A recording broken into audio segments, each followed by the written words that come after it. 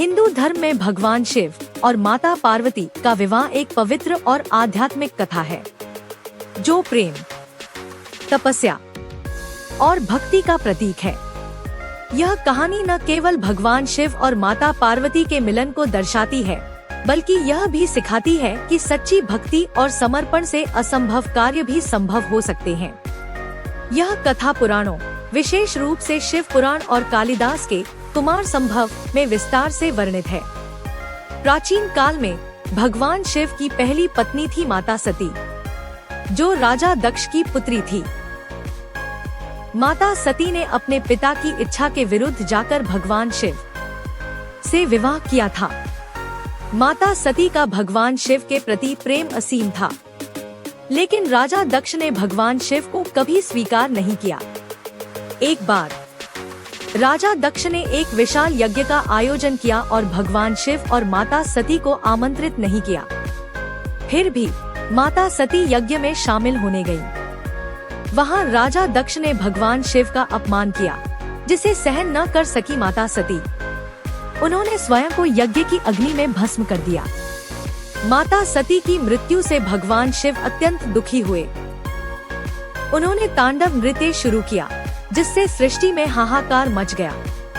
भगवान विष्णु ने अपने सुदर्शन चक्र से माता सती के शरीर को खंडित किया, जिसके टुकड़े पृथ्वी पर विभिन्न स्थानों पर गिरे, जो शक्तिपीठ के रूप में पूजे जाते हैं।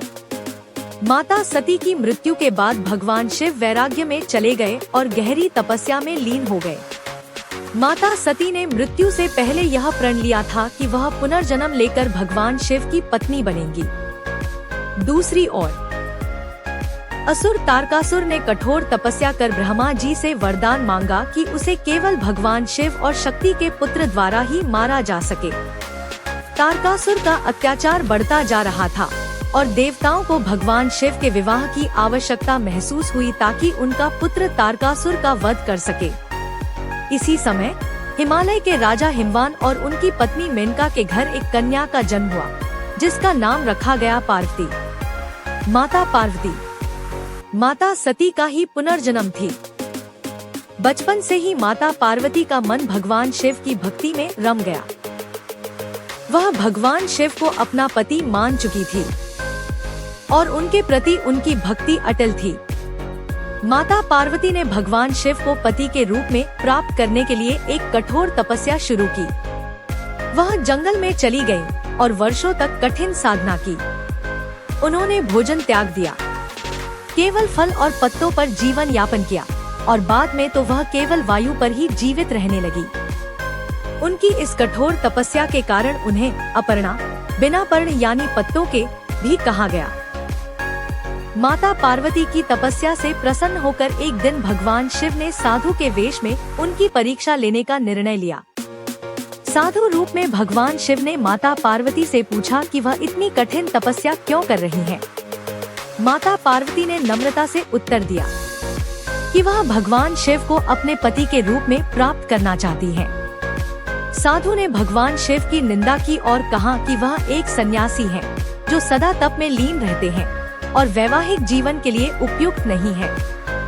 लेकिन माता पार्वती अडिग रहीं। उन्होंने कहा, मेरा मन केवल भगवान शिव में रमता है, चाहे वह सन्यासी हो या गृहस्थ। माता पार्वती की भक्ति और दृढ़ता से भगवान शिव अत्यंत प्रसन्न हुए।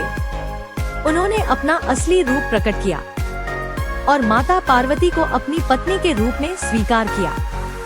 भगवान शिव और माता पार्वती के विवाह का समाचार सुनकर हिमवान और मेनका अत्यंत प्रसन्न हुए। उन्होंने भगवान शिव का स्वागत किया और विवाह की तैयारियां शुरू की। दूसरी ओर देवताओं ने भी इस विवाह को भव्य बनाने में कोई कसर नहीं छोड़ी। नारद मुनि और सप्तऋषियों ने भगवान शिव और माता पार्वती के मिलन को सुनिश्चित करने में महत्वपूर्ण भूमिका निभाई। विवाह के लिए भगवान शिव की बारात सजकर तैयार हुई। भगवान शिव की बारात अद्भुत थी।